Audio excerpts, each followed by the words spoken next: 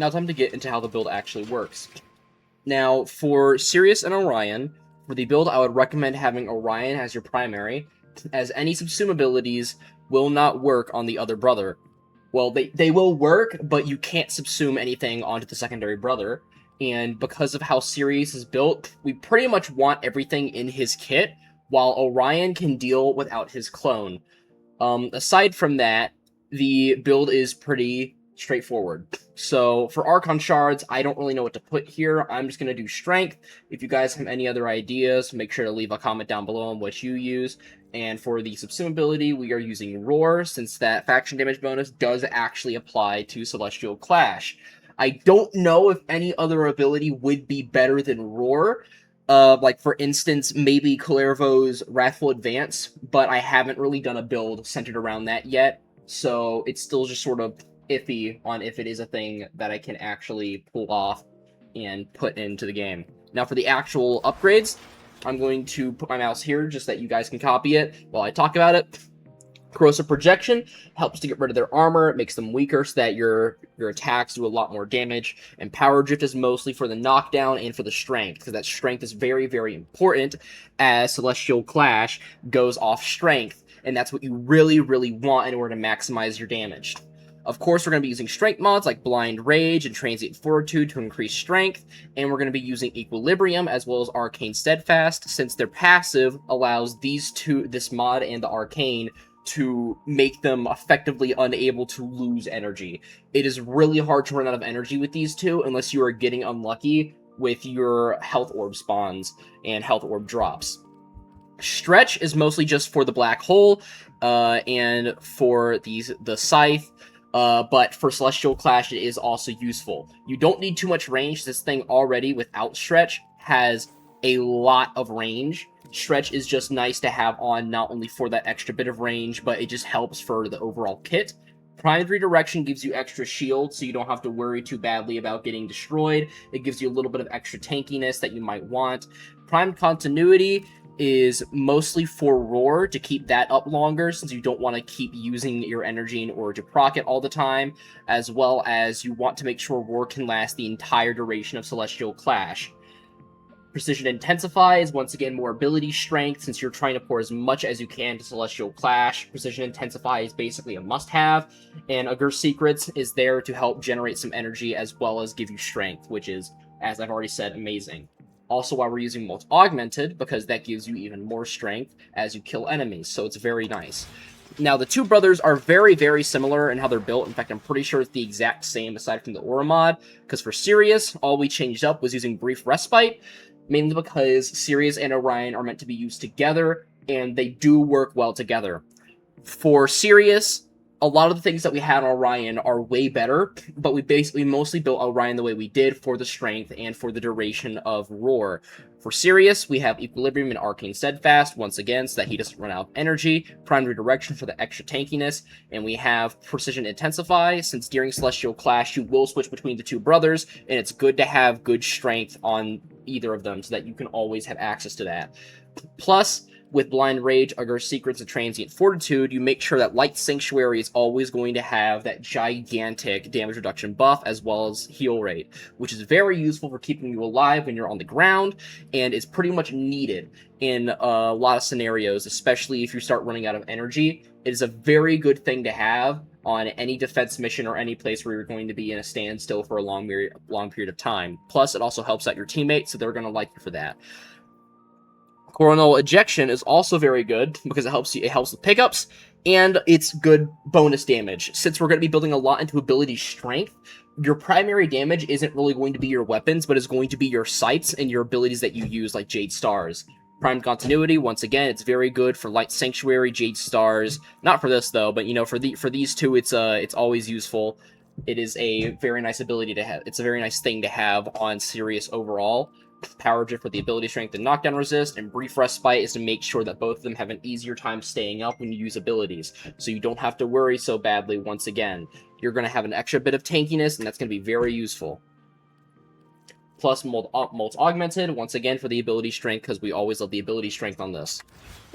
Now, for the build, what you're primarily going to be using when you're in your downtime between Celestial Clash is you're probably going to be using Event Horizon, the black hole, in order to group up enemies, and then you're going to be using your sights to absolutely wail on them.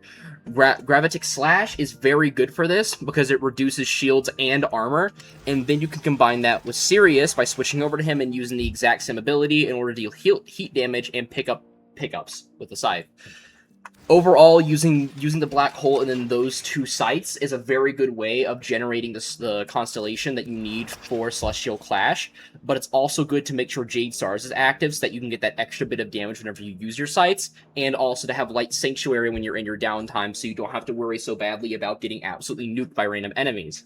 You also have to remember that Sirius and Orion act as separate health bars. So, if Orion's shields run out, you don't have to worry about getting absolutely destroyed after that and having to run away from combat. And if he's affected with a status effect like Toxin, you also don't have to worry, as all you have to do is then switch to Sirius, and you have your shields completely refilled, and you're completely cleared of status effects, and Orion will also be cleared of status effects, and have his shield start regenerating as he becomes invulnerable. It is very important to switch between these two very often. It is crucial that you switch between these two pretty much as possible while you're charging up Celestial Clash. Even when you are in your downtime, if Roar is still active, you're going to want to wait for that to go down, in which you're going to still want to be switching between these two so that you can get that ability efficiency, and then activate Roar, and then go into Celestial Clash. It's very important you have Roar active, as that is bonus damage that is very, very useful. As for the actual loadout, I just kind of use what I like. In the case that you really need extra damage, like, say, for a boss that doesn't take too much damage from Celestial Clash, or for Necromex, or for, say, you have a Acolyte that is currently inhibiting your abilities, it's good to have something like the Dual Toxicist, or any other weapon that's really good at just dealing good damage that you don't have to worry about getting caught with your pants down. WARFRAME is really just here because I kind of like to look at the weapon. As for companions, I would highly recommend the Dariga, or any companion that can make a good use out of the Synth Deconstruct mod, as that 25% chance to drop a health orb helps a lot with energy as well to keep you up, and I specifically recommend the Dariga because of mods like Primed Regen, allowing you to get it back way faster, along with things like Restorative Bond and also Momentous Bond, basically making it so that when the Dariga does eventually die, you're going to get it back almost immediately. Plus the fact that the Arc Coil is very good for just dealing overall damage. You don't have to worry about priming enemies with it. You're mostly just using this in order to cause Synth Deconstruct to activate so that you can kill that enemy and then get a health orb. It's very useful to have that. Plus things like Vacuum are also really nice to have, but it's not just a robot-only thing, so in theory, you could probably use the Panzervolpaphyla as well, though I wouldn't recommend it over the Dariga. The Dariga is better for what we're going for here. And you could also theoretically use the Sister Dogs, but once again, the Dariga is just really good because it only has a 1-second cooldown on its ability, and it makes sure to hit as many enemies as you possibly can with Momentous Bond, or whatever the heck the Synth Deconstruct is what I mean. Now we're going to go on to an actual mission to show you just sort of how it looks in practice. I would highly recommend, if you're playing Sirius and Orion, to be using the Zenrook skill tree for focus. You can use really whatever you want so far as I know, but I personally use Zenrook all the time. It is one of my favorite ones to use, so I'd highly recommend it. As you can see, I'm just kind of using Sanctuary in order to gain up my constellation. I'm using the black hole to group the enemies together and to deal heavy damage with my sights. And I'm using the Jade Stars in order to make sure that I get a little bit of extra bonus damage alongside it. And once I'm actually ready to use my constellation, I pop Roar, and then I go into it. Remember, this thing has a lot of range, but it only also procs on line of sight. So you're going to want to make sure that you're able to actually see the enemy. Don't just go around spamming it. It's not okay to just spam it all the time. You're going to want to make sure you actually get use out of your hits. Also, don't forget that when you're using Sirius and Orion, their scythes can affect the black hole. Sirius' scythe pulls it in, and Orion's scythe knocks it away. That is, once again, a very important part of their kit. You're going to want to make sure that you use that in order to position the black hole where you sort of want it, as if the black hole is positioned in a bad way, enemies caught within it could not die to your Celestial Clash, as they will be out of line of sight. Doesn't really matter too badly, but it's just good to remember that you can use that as a way of crowd control and making sure that enemies that don't have Overguard get affected by as much damage as humanly possible. Pop Roar, then I go right into Celestial Clash. Whenever Roar is still active after I'm done with this, I just normally wait until Roar is over, since you want to make sure you don't lose Roar to the middle of this. As the longer the ability goes on, the more crit chance you get, and therefore the more damage you're going to be doing with it. So you never want to start up this ability when you're halfway through the Constellation. You always want to do it when that Constellation is full. And you never want to run out of Roar mid-Constellation, because then you're going to have to do the Constellation all over again if you want that damage boost, which you're gonna want that damage boost. While the Constellation itself is already pretty powerful, you're going to want damage boosts for it, like from Roar, as it just knocks the damage a little bit more. It's always good to have. It's never like a downside to be using Roar with this. Just nuke that guy. No more acolytes. Really, one of the best parts about this kit and how I have him built is that acolytes really just don't stand a chance.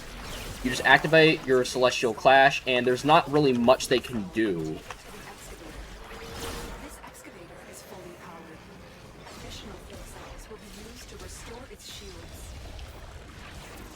That, and if you're having any troubles with killing enemies, remember that if you were to hit them with Orion's Scythe before you go into Celestial Clash, you reduce their armor even more, which makes them more susceptible to damage. It's very nice in case you're having trouble with killing a certain enemy, or you know that you're going to have trouble killing a certain enemy, since you can just use Orion's Scythe to prepare them for getting killed even faster. Though it's not like many enemies are going to have a hard time getting murdered when you can do millions of crit damage back to back. I have seen some builds where people use things like Arc and Crepuscular, but I've never really found out how to make both brothers invisible, though that was day one, so I can't really comment on that. But that was a look at the build and how it works and how it operates. In a longer mission, it would be a better way to show it off, but I'm not willing to put in that much time for something like this. You know, I'm not going to pour too much time into a demonstration.